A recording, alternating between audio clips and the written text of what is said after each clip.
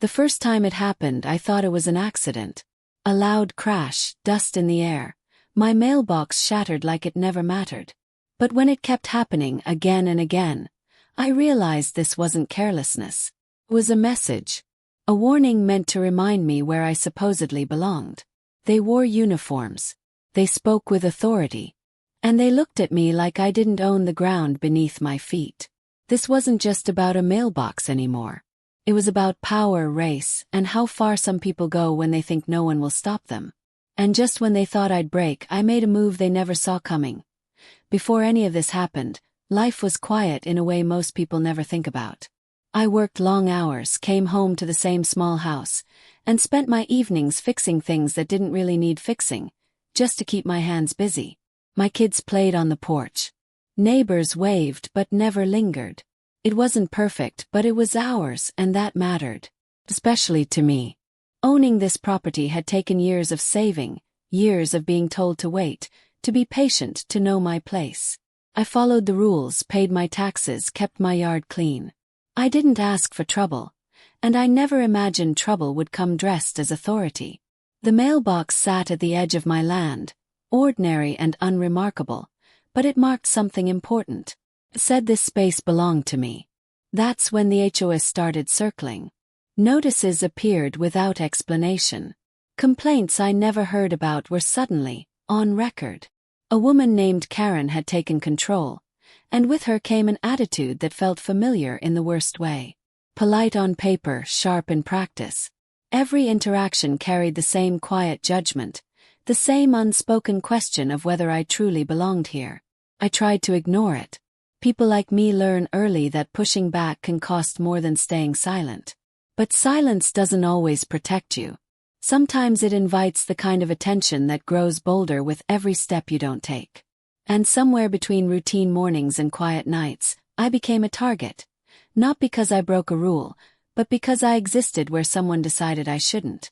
I didn't know then how far they were willing to go, or how fast things were about to spiral out of control. And when the engine started coming back, slower this time, I realized the real test was just beginning. After the second mailbox was destroyed, the pattern became impossible to ignore. The damage was too clean, too deliberate. Tire tracks lined up perfectly. Not a scrape, not a miss. Whoever was doing this wanted it to happen again. And they wanted me to see it. I started waking earlier, listening more closely, feeling that low hum of anxiety settle into my chest before the sun even came up. Then they stopped pretending. A black SUV began showing up during the day, idling just long enough to be noticed. Sometimes it parked across the street. Sometimes it rolled slowly past my driveway, windows dark, engine quiet but intentional. That's when I saw the uniforms. Police style. Crisp. Too crisp. Nowhere, no department markings that made sense. Just enough to scare someone who'd been taught their whole life not to question authority. Karen started appearing more often too. Arms crossed. Smile tight. She never raised her voice, never needed to. She had that look that said she didn't have to explain herself to someone like me. Notices kept piling up. Trespass warnings. Violations that didn't exist. And always the same threat beneath it all. Compliance or consequences. The third time they ran over the mailbox, my kids were watching. I saw their faces change, confusion turning into fear as the SUV didn't even slow down. Just crushed it like it was nothing. Like I was nothing. That was the moment something snapped. Not into rage, but into clarity. This wasn't enforcement. This was intimidation. And it wasn't just about property. It was about reminding me that no matter what I owned, no matter how quiet I stayed, power could still be taken from me if I didn't fall in line. I stayed calm on the outside, but inside I was documenting everything. Cameras went up quietly. Small ones, hidden ones, every angle covered. Fence line, driveway, even the old birdhouse near the road. I didn't announce it. I didn't threaten. I waited. Because people who abuse power always assume they're unseen. And they proved me right. The SUV kept coming back, slower now, almost mocking. The fake cops laughed openly. One of them even gestured toward the house, toward my kids, like it was all a game. Karen stood nearby, watching with satisfaction, as if this was how order was maintained. But what they didn't realize was that every second they stayed, every inch they crossed, every threat they implied was being captured. Not just for me, but for anyone who would eventually ask how far this had gone. The tension thickened with each visit, like the air before a storm. I could feel it building, something unavoidable, something that would force the truth into the open. And when they came back one final time, engines humming low before dawn, they had no idea they were about to cross a line they couldn't reverse. Because the next moment wouldn't just expose them. It would change everything. The morning it finally broke open, the air felt different. Heavy. Ill. I was awake before the sun, standing just inside my front door, listening as the familiar engine crept closer. Low. Confident. Like they owned the road. I watched through the glass as the black SUV lined itself up with the spot where the mailbox used to be. Tires angled with practiced precision. They were smiling. They always were. The vehicle surged forward, and instead of the hollow crunch they expected, there was a violent jolt. A sharp, unforgiving impact that echoed through the street. The SUV dropped hard, metal screaming, smoke spilling from the hood. Panic replaced laughter in an instant. The illusion of control shattered right there in the driveway. Karen rushed forward, her confidence cracking as she realized what had happened. The men in uniforms froze, whispering, glancing around like children caught doing something unforgivable. The concrete mailbox stood untouched, unmarked, rooted deep in the ground like it had always belonged there. And for the first time they looked afraid. But fear turned quickly into accusation. Phones came out. Fingers pointed. I was suddenly the threat. The narrative flipped in seconds. Claims of sabotage, aggression, danger. That's when the real patrol car arrived, slow and quiet at first, then deliberate.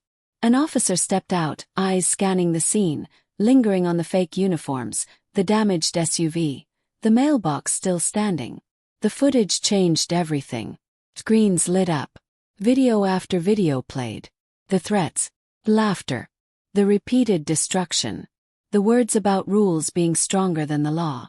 The officer's expression hardened as the truth stacked up in undeniable layers. Another patrol car arrived. Then another. Karen's voice grew frantic, her authority unraveling with every second.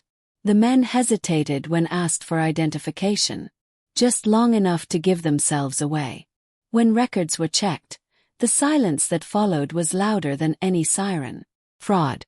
Impersonation. Abuse of power.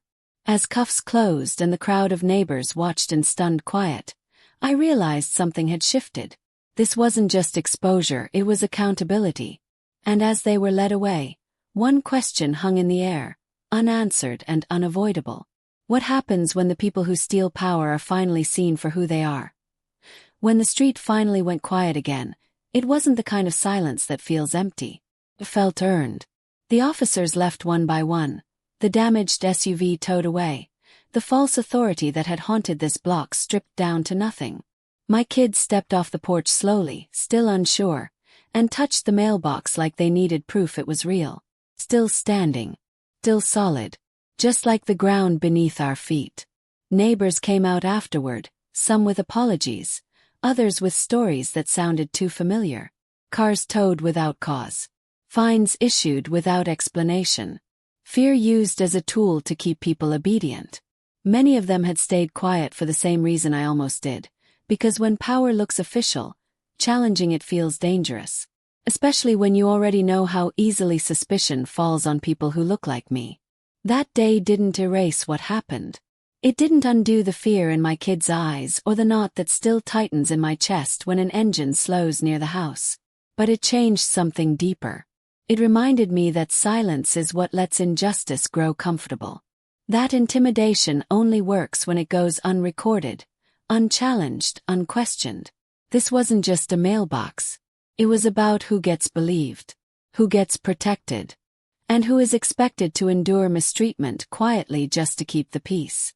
Across neighborhoods, across cities, across this country, stories like this play out every day. Sometimes without cameras, sometimes without witnesses, sometimes without justice at all. I didn't fight for stability, for land, for a safe place to raise my children, just to lose it to a fake badge and someone else's sense of superiority. Power should never come from intimidation, and authority should never come without accountability.